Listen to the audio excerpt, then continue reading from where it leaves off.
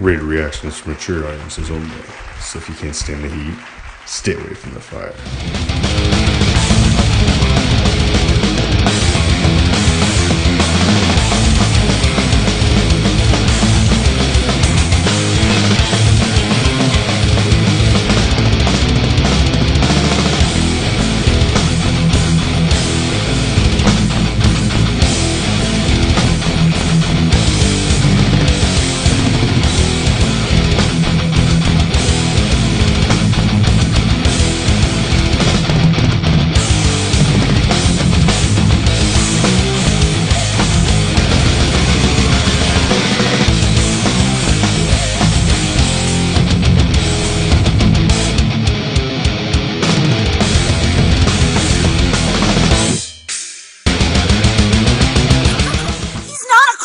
Unless it's a crime to bleed silver and black. Raider Dave! This is our year! Raider Nation will rise again!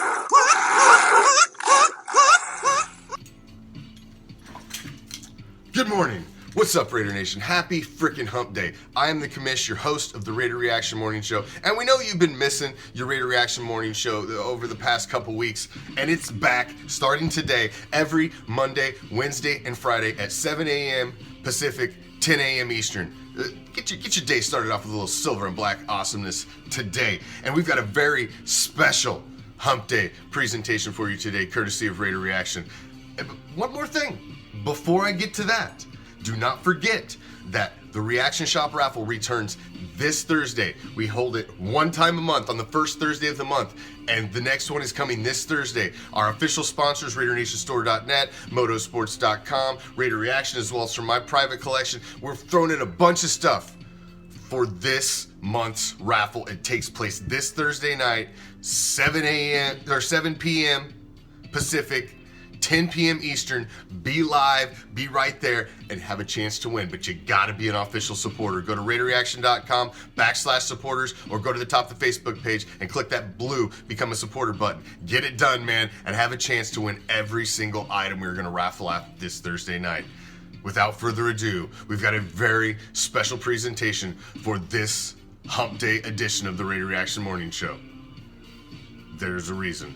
We love the silver and black. They're on the cutting edge of everything that we expect from a professional sports franchise. The silver and black. The visionary efforts of Al Davis were not just in how the game was played, but also who would play it. A lot of people think of Al Davis as a maverick. He's also been a maverick in opening opportunities for minorities.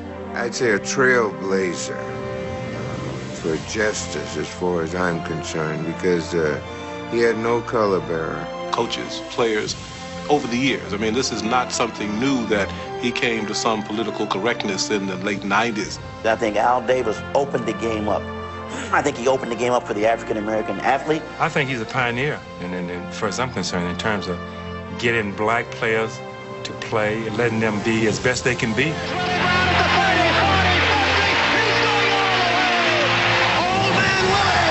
It's been done because it was right and fair and would help us win, help us continue to win. Let's go, baby. Let's go, Billy. Let's go, Howard. Howie. The Raiders did become a proving ground for great players of minorities. I think it was just an evolution of equity and fairness, and we hope that that's one legacy we leave. Al Davis's legacy of equity and fairness has spanned a lifetime, where he opened a field of dreams for countless others.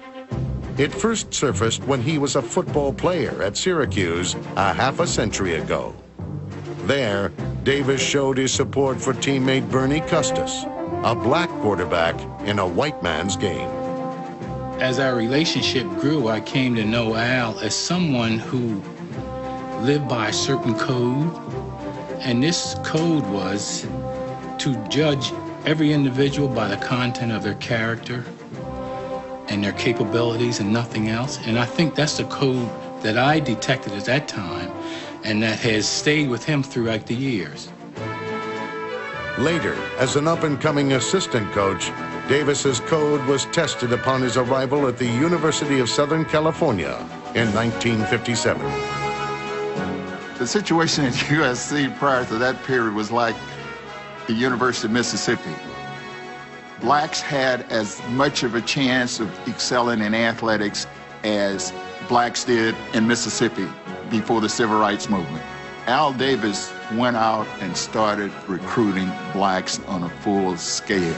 And when he went out and recruited Willie Wood as the first black quarterback in the history of Southern California, that was like changing the world. I have to be honest with you, sir, there were quite a few people on the team who didn't like it. Or quite a few people at the school, probably. Willie was under a lot of pressure, but he had someone there like Al Davis who was supporting him every step of the way.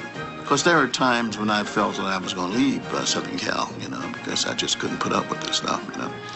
And after talking with him, you know, I said, well, I'll hang in here for a little longer and see whether or not things will change. Things did change. The team began to win again. Davis also helped break new ground when future Hall of Famers Wood and Ron Mix were named the Trojans' first interracial co-captains. Al Davis called me into his office and he said, Ron, I don't know if you appreciate what has happened, but it's really kind of very important. He says, I believe there's going to be some major social changes going on in this country and in the way people view each other and get along. And I think one of the important factors that's going to be fostering better relations is athletics. And he was prophetic about that. And thinking back, he really did have a sense of history. Pro football history also changed with the birth of the American Football League in 1960. As an assistant with the Chargers Hall of Famer Sid Gilman, Al Davis helped rework the social fabric of the game. I think we were probably one of the first clubs to integrate our people. Our black players didn't stay with black players, they stayed with white players. In 1961, we were in Houston, Texas, and we weren't allowed to stay at the Shamrock Hilton in those days because they still had the color line. And we were very upset about it, and we fought about it. And I think the American Football League and some of the clubs in the American Football League, some of the owners and some of the coaches deserve great credit for breaking what I call the color line throughout the country. Working with Sid Gilman and the Chargers staff, Davis broke another color line by recruiting players from historically black colleges. It was Sid Gilman, it was Al Davis, it was guys that founded the old AFL that said, hey, look, here's an opportunity to give these people a chance to play. Then, when he took over the Raiders as head coach, Davis literally opened up a floodgate of talent from those schools. They found a field of diamonds, as it's called, where there were just a ton of good ball players in the smaller black schools. It was just a new day for the football players in the black colleges. They had a feeling of being wanted and a feeling of belonging to the American Football League. Davis drafted players that would break the game wide open. Those players found a coach who created success by being open. Al's word was important. If he told you something, it's that. This is it. We wanted to win. We wanted the best players. We weren't interested in who they were or exactly where they came from. We were interested, could they play great? Could they be part of an organization? Could they give the same loyalty, tradition that was necessary? It's hard to think that Al was doing it primarily to give black guys, you know, an opportunity. I feel like that he was looking to give a guy an opportunity whether he was black or white. Respect for players of all backgrounds opened up opportunities at all positions. In 1968, Al Davis used the Raiders' #1 pick to draft quarterback Eldridge Dickey from Tennessee State, a historically black school.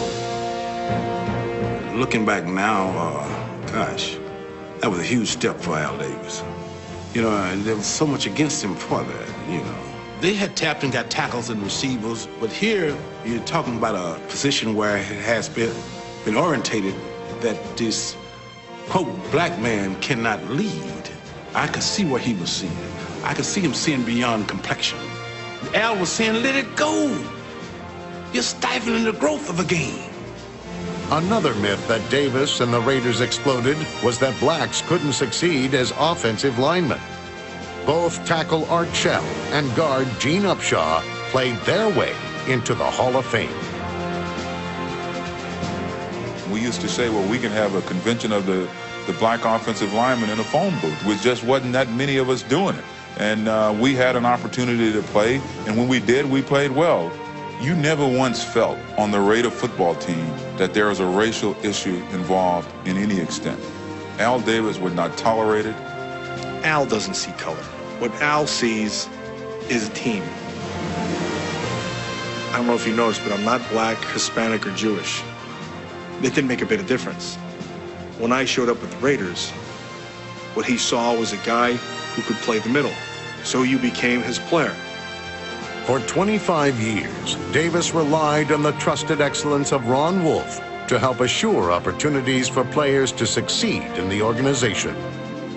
It's about being an Oakland Raider, and that was far more important than any of that other stuff. And he did a great job in that sense, in that vein, in making everyone proud to wear the silver and black. Ultimately, the legendary level of greatness of the Raider organization started with a simple approach to dealing with people. Al has always said the golden rule is not good enough. That is, don't treat people the way you would like to be treated if you were them. Treat people the way they want to be treated.